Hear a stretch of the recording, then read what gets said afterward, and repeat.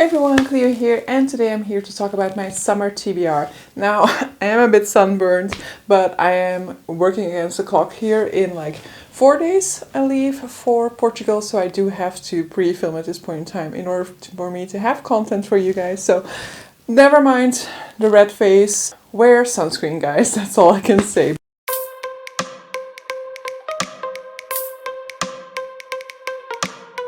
When this video is going to be airing, it's going to be very close to the beginning of July. And as some of you might know, I am working on TBR 0 and I should be at 0 TBR by the beginning of July. I might actually already be at 0 TBR at the point in time in which you are watching this, guys. I absolutely hope so. But so I basically, as a result, don't really know for sure what my July TBR is going to look like because, first of all, I haven't... I've been thinking about what I want to purchase, of course, the moment that I hit 0 TBR, but I also have been restraining myself from making a sort of fixed list, you know. I really want on the 2nd of July, when I'm going to the bookstore, to just be able to pick up whatever I feel like and not go in with a sort of fixed plan of what to do with that budget that I'm setting aside for it. So I, in that sense, have an inclination of what direction my TBR is going to look like, but I don't want to settle to anything. And so this TBR, I also didn't want to settle on anything. There are a lot of things that I know I want to read in July, but on the other hand, I also don't want to have a fixed plan because I've been reading according to a plan for over 2 years. So with that in mind, I'm going to make a summer TBR. These are the sort of priority books, let's say, for July, August, and September. I might not get to all of this. There's hopefully a lot of other stuff that I'm gonna be reading. I can actually say that there's definitely gonna be other stuff that I'm reading because for each of those months I do have a secret TBR planned as well.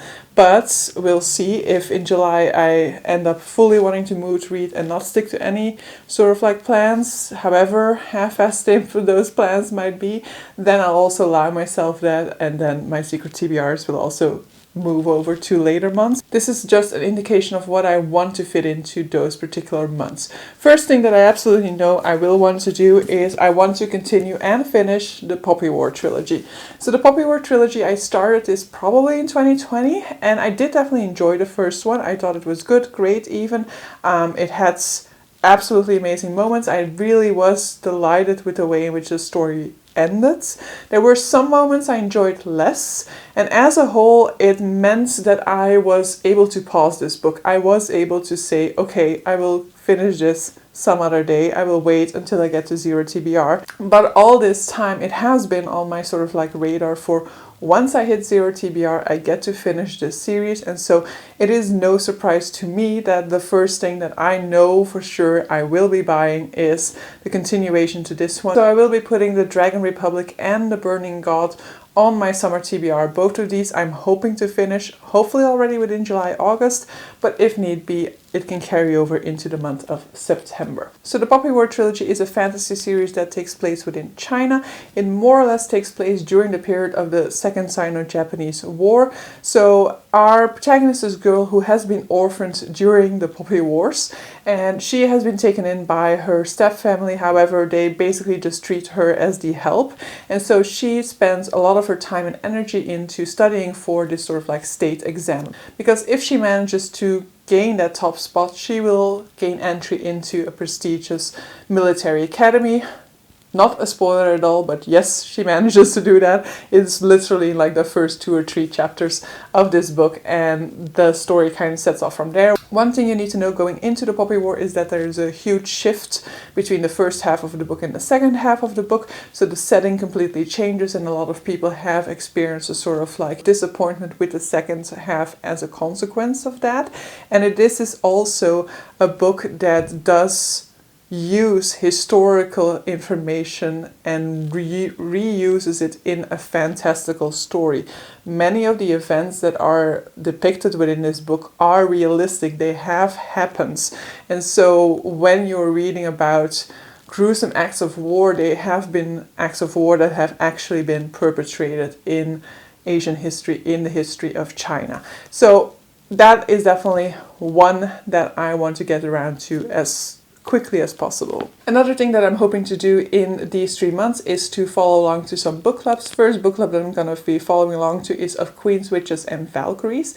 Now their book club book is usually decided in the months leading up to the month we're talking about. So in June a poll will go up that will decide the book for July. Probably by the time that this video is up, that poll will have been selected for the month of July. I'm hoping for the Final Strife. I'm hoping it's one of the options and I will be voting for it if it is, because I want to read the Final Strife in July, so that would be perfect timing.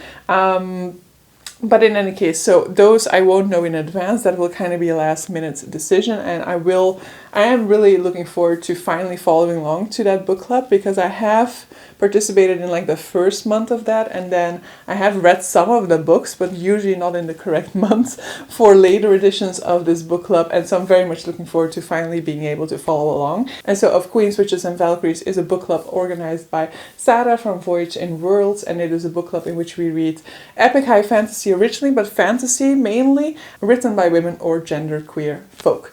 And so the second book club I want to follow is the Howling Pack, which is the book club of Sasha from the channel The Wild Sasha. In July we will read The Unspoken Name by A.K. Larkwood, I think, but I could be completely wrong, that is like lesbian orcs. And I don't know anything else about the story. It's definitely queer. It was also in Katie's queer fantasy recommendation video. And because it's orcs, I haven't really been interested in it. For no particular reason. I mean, I've only ever seen the character of orcs within Lord of the Rings, so it could be really interesting, of course, but I've never really had much of an interest. But I do want to follow along to that book club, and so this is my opportunity to kind of read something that I otherwise wouldn't pick up maybe, and hopefully I will absolutely enjoy it and want to continue on from there. The book for August for that book club is Project Hail Mary, so that is a sci-fi about somebody waking up in space, not really knowing where, like really not knowing what their mission was. All they really seem to remember is that they had a mission to save the world, but they don't know how they were supposed to do this, what went wrong, why they are there. And so yeah, it's a survival story in space, trying to figure out what the hell they're trying to do there, I'm guessing. And then for September, the Howling Pack book is Kings of the Wild by somebody Eames, I want to say. It'll be on the screen, which is basically a mercenary band type of fantasy story. It's a rescue mission, and all the mercenaries, and the mercenary band is actually a former band of mercenaries. They've grown old, they have their aches and their complaints and things like that, and so it's set to be much more comical fantasy, and I do like comedy and fantasy from time to time. I do like a more light tone fantasy, and so hopefully this will also be one that will suit my needs. Basically I've seen people say like it has this sort of like rock band vibe to it, which I don't know whether it will work for me, but we will see. Alright, what else do I want to read? In terms of new releases, as I said, The Final Strife is one of the books that I want to read.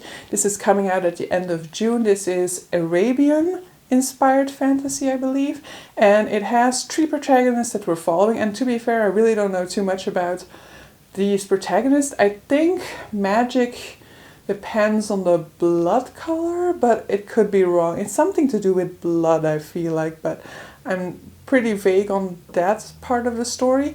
But I do know that one of the protagonists is a disabled protagonist, and that's my main reason for absolutely pushing it to the front of my TBR at this point in time. Another new release that I would like to get around to within the summer months is Kaikei by Vaishnavi Patel, and so this is a Indian fantasy, I guess. It's more like a myth retelling. So Kaikei is a character from the Ramayana, and I will hopefully also be able to put the Ramayana somewhere in my summer TBR. I've heard really good things about this one. I have tried not to listen too much to people's opinion about it, because I would like to go in with like a little less hype than I had at the beginning of the year. But so hopefully I will put it into my summer TBR so that I can make up my own mind about that. In terms of another new release, let's immediately also quickly mention the 2 August releases that I really want to get to. And that is the first binding by R.R. Virdi, my main anticipated book at this point in time, which is Silk Road Fantasy. It's gonna have a bard as a protagonist who is traveling along the Silk Road, and storytelling is magical. You know, the magic system is based around storytelling, so I mean, sign me up. Secondly, Babel by R.F. Kuang, also coming out towards the end of August, which is a dark academia type fantasy that's going to be centering around translation and so language as magic system and decolonial thematics. So yeah, want it. Final fantasy that I'm going to mention here is The Shadow of What Was Lost by James Islington. So I have read this one, but I would ideally want to put its sequel at the very least within my summer TBR. I'm not entirely sure whether I am going to be able to get around to that one, but I would really love to be able to do so, because aside from the Poppy War, this is like my other ongoing series that I want to prioritize, and so hopefully I can also fit that in. I think it's called An Echo of Things to Come, and I have seen, I think it was about the second one that I saw Erin from Booked and Busy. I saw her mention that it was very confusing and apparently has a lot of time jump aspects or things like that, and that actually really made me want to pick it up even more. I love books that play with time, and confusing actually to me is somewhat of a buzzword to some extent. So yeah, I also do want to continue this one before I forget most of what happened within this one.